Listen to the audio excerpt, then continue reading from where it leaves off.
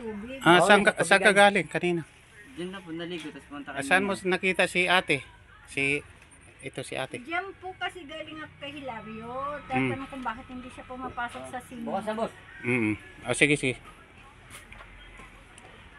Ate, magkakilala kayo ni Ate Merly. Opo. Matagal na kayo magkakilala. Yung asawa niya, magkakilala rin kayo. Opo. Si Kuya Buboy. Opo, si Minchor. Kakilala, member ng church namin. Yung anak kasi, si Maylan, tsaka pa si Pastor David. Magkaano po sila.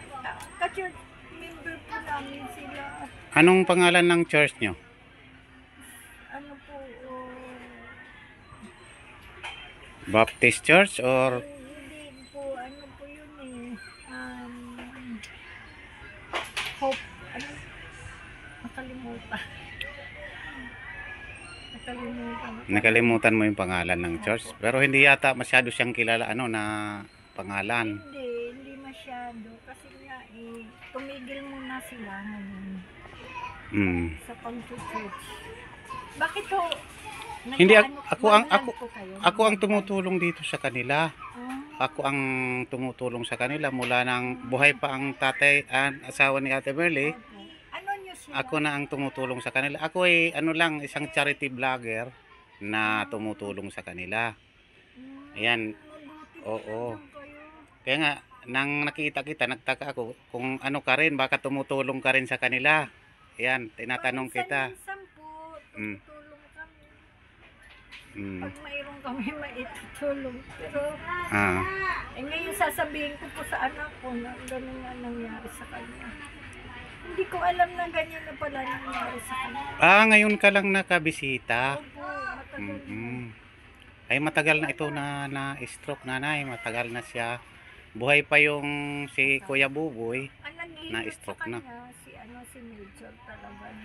Palagi nanghihilot sa kanya. Ayan na, ang kalagayan niya ngayon, hirap siya talaga hindi nga makasalita. Opo. Hindi nga siya makasalita. Hindi siya makapagsalita. Parang naapektuhan yung kanyang voice sa kanyang kalagayan. Na-stroke po ba kayo? Na-stroke siya? Na-stroke siya.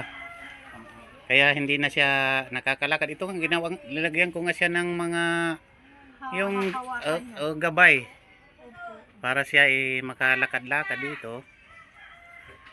Para sabi ko makarecover. Tapos itong bahay nila nung mga nakarang araw medyo dadapa na, yung naputol na ba yung mga haligi, inano ko rin yun, ibinangon ko. Yan, bagong gawa yan doon sa loob. Hindi pa natatapos. Yan yan, mga dating dingding, mga butas-butas, yan pa rin muna ang ilinay ko para meron lang silang tulugan hanggang sa makarecover kami. Ilan anak niyang kasama niya ngayon? Ilan kayo nandito? Tatlo. Ilan kayo magkakapatid? 4 po. Yung bunso. Yung bunso nasaan? Tarlac. Nandoon sa kapatid niya. Sa anak po ni Papa. Sa una. Sa unang anak ni Papa. Buti kinuha. Ay, gusto po talaga ng anak ni Papa yun, si Mark. Kaya yung pagkalibig ni Papa kinuha. Opo, kasi wala mag-aalaga doon dito.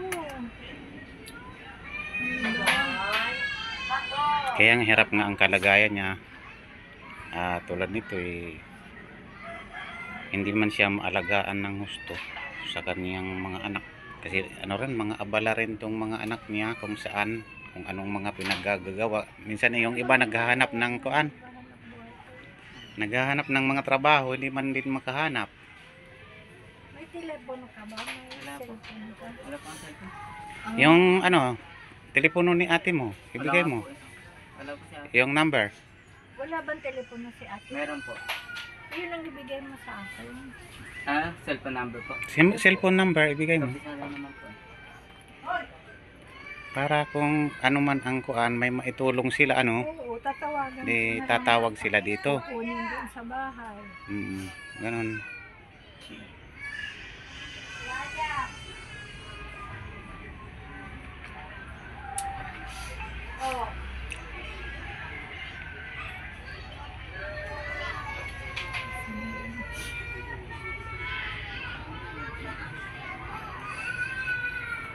Anong pangalan ni ate mo?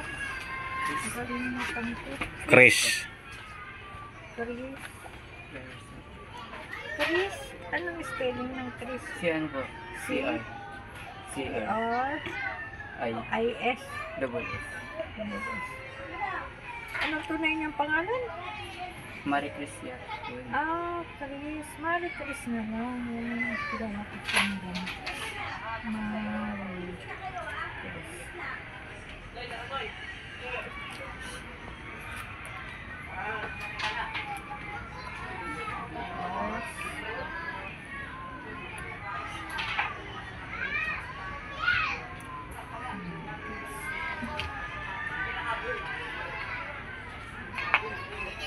Ano pa apelido niyo? Yes. Anong spelling? Y. Y, Y. A. B, A po. A po. as in apple? A po. Yarso. Plus A. Okay na po yun. Yarso, Apo. A, R. R, Z. O. G. Yarso. Christian. Tapos, telepono, mobile, 0981. bakit alam? Nakatakot siya. Ano na Ate Merly, kilala mo siya? Kilala mo, ano pangalan niya? Ano pangalan niya? Ano pangalan niya?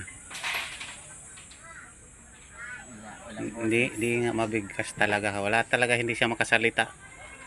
Nang kuan na pati busis niya naapektuhan ng ano niya, yung pagkaka-stroke niya. Kaya mahirap siya makasalita. Kaya ito nga medyo ano na siya ngayon, ito ang ano ginagawa niya. Nakailang ano na siya. Swerte na. Kasi yung Nagkanya na po siya dati. Hindi po siya makapagsalita. Walang boss lumalabas. Tapos sinilot po ni Papa. Tapos na ano na bumalik naman po. Yung pang-apat lang po talaga din ni Papa kinaya. Hindi niya talaga nabalik. Hindi. Hindi na naibalik ng boses ng papa mo. Hindi na hinilat-hilat na ni Papa, din niya talaga nabalik. Dari palang bahay dito. Dumami na. Dito pala, palagi akong pumupunta dyan kay Bonifacio. Kay naanabutan din sa mga senior. Nanay Ana. Hindi ko alam na dito kayo nakatira. Akala ko doon kayo nakatira malapit ko na Maya. Doon sa dulo. Dito yung magano. Oo, medyo ano na, matagal-tagal na hindi mo sila namimit. Kasi ito dito, matagal na rin sila dito. Itong lugar na ito. Mula siguro nang Ito yung pinupuntahan namin, no? Ako. ito ba? Ito ba pinupuntahan nila? Matanda, marami nakasimba. Yung mga yero po na binalik natin, sa kanila po galing. Yung mga parang bago-bago pa na. Hindi lang po natandaan kasi dami natin bahay na tayo. Madami na Ayun, naharang. Marami na. Naharangan na rin ng mga bahay-bahay dyan. Mabuti mataas ang lugar na to, hindi binabaha. Hindi naman. Pag umuulan, Hindi naman. saka maraming ako. Pababa. Ay, naku.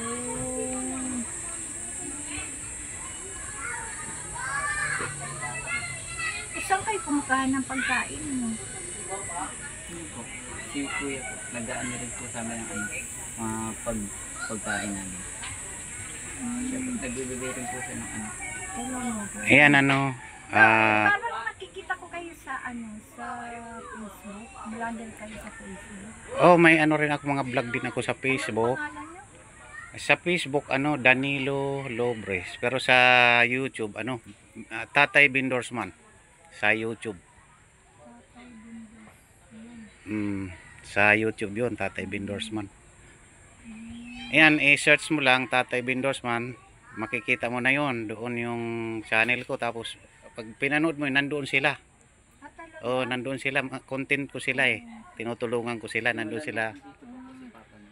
Sila Ate Merly.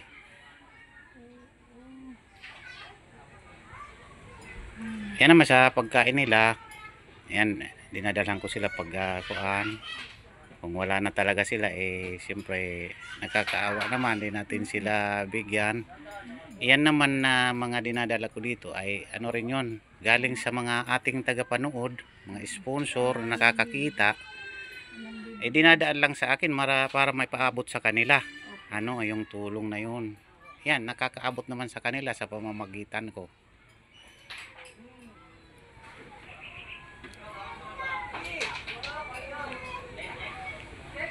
Kayo naman dyan sa inyong church, ano, kung sakali man mayroong mga papaabot sa kanya ng tulong kay Ate Marlene, okay lang naman, di ba? Para makaraos sila sa araw-araw nilang buhay. Kasi yung akin naman, siyempre di man din sasapat yung ano, aking. Opo, hindi talaga sa dami ng tinutulungan. Mm. Yung kuryente mo, kanina kayo nakaano? Kay ate po, nag-ano na lang po si Ate Chris ng ano, pag may trabaho po siya. Nagbibigay na rin. Magkano binabayad mo sa kanina? Ano po, nasa pinakamababa ko na po, 500 kasi ano. Pinapatay naman po namin yung ilaw pag gabi. 500 na po, tapos minsan 300 lang. Ilaw lang naman po kasi gamit namin.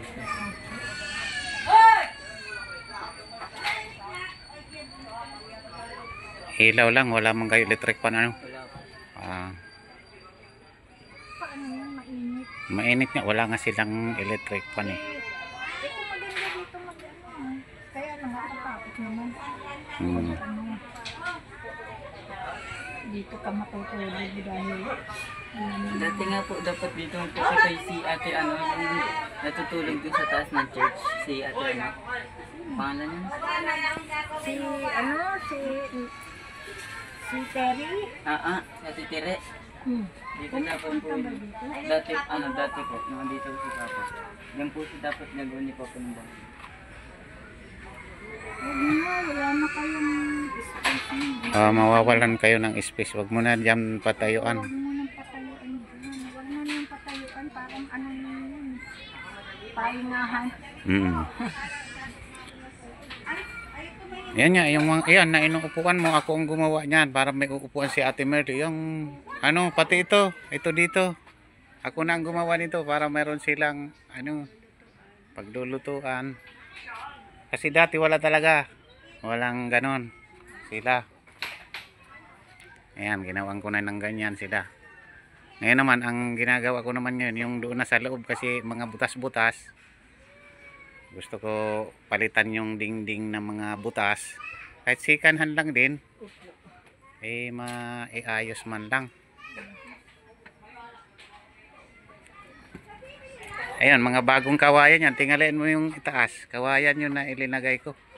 Mga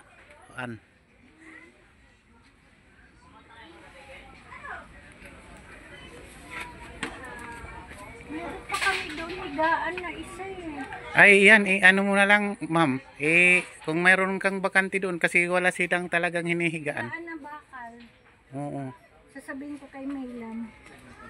Sige, ma'am, okay. Tawagan ko na lang si Paris Marie Chris. Oo, mas maganda Sabihin yun. ko muna na doon naka-stack lang naman. Nilalagyan ng mga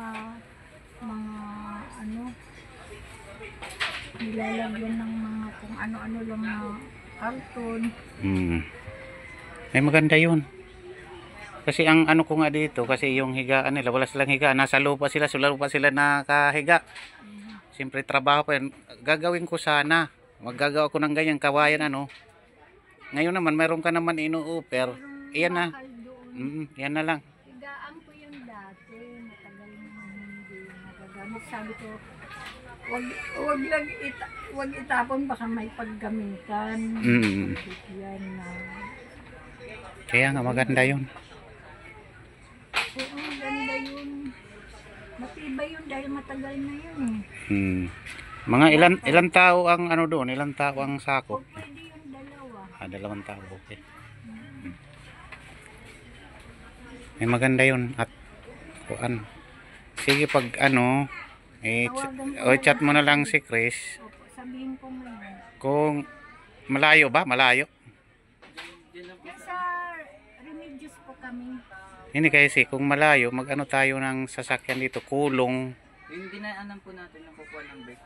Yung pumunta po tayo sa barangay. Di ba doon tayo umipit sa ano? Yung sa pinagputa natin, doon po yun. May papasok po. Hiram tayo ng kulong para doon isakay yung ano na yun. Oo. Sige, sige. Tika, kukunan ko ng video ha. Sige, sige, kunan mo ng video para Pakita ko kay Melan. Tsaka kay Pastor David. Kasi Ito po, akin yun. Ako naman ang magdi-design yun kung kanino ko ibibigay. Kasi higaan ko yun. Oo. Higaan namin mag-asawa noon yun. Matagal na. Kaya hindi ko maitapon-tapon dahil nga May sentimental value. Okay. kala ko po umuwi na yun si Pastor David ng ano. Lagi ko po yung nakikita sila sa ano, palengke. Kala ko umuwi na sila yun. Hindi pa sila nakakauli. Uli. Ngayon, mamimigay sila ng bigas. Hindi pa kompleto. Kaunti pa lang ang nandiyan. Siyempre, mahirap din ng mga donasyon. Hindi basta-basta din. Expired na lahat ng papel niya, kaya Hindi na hindi pwede. siya makapag-ano. Kasi magaling ako ng video.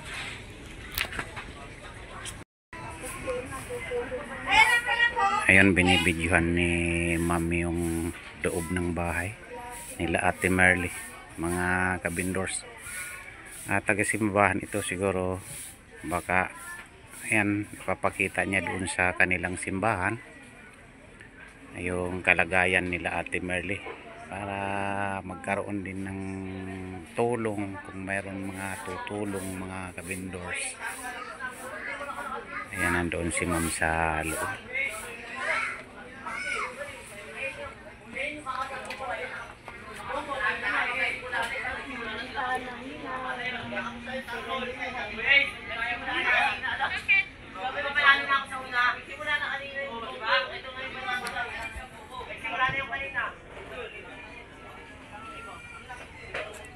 Ito po yung tumutulong sa kanila, yung isang citizen. Punta ako, nakasalubong ko to, si Angelo, anak nitong nanay ni Ate Merly. Buti nakilala mo pa siya, si Angelo. Oo, kasi palagi yan magkakasama kami noon, kahit na malaki na siya, nandiyan pa rin yung mukha niya. Okay. Ganun pa rin ang mukha niya kahit lumaki na siya. Ayan po, yung kanilang sa tubig. Yan. Yan mga kabindor, sana ay may makatulong doon sa church nila. Ano gagawin niya sa space na yun? Ano yan, kung pwede pa gawan yan ng ano doon, ng kubo pa rin, yung idudugtong dyan para maging maluwag yung ano na. Kanila pa rin yun. Ngayon kung may mga itatanim sila dyan, linisin, ano yan, pwede pagtaniman din ng mga... Wala kang ginagawa lang, minsan magtanim-tanim ka dyan. Dapat po. Kasi yung tanim niya pa dyan, pinagkukuha. Dito ka magtanim dyan, o mga gulay. Kaya nga. O, tanggalin mo yung mga basura dyan, mga plastic. Ibenta mo na yung mga plastic na yan dyan. O.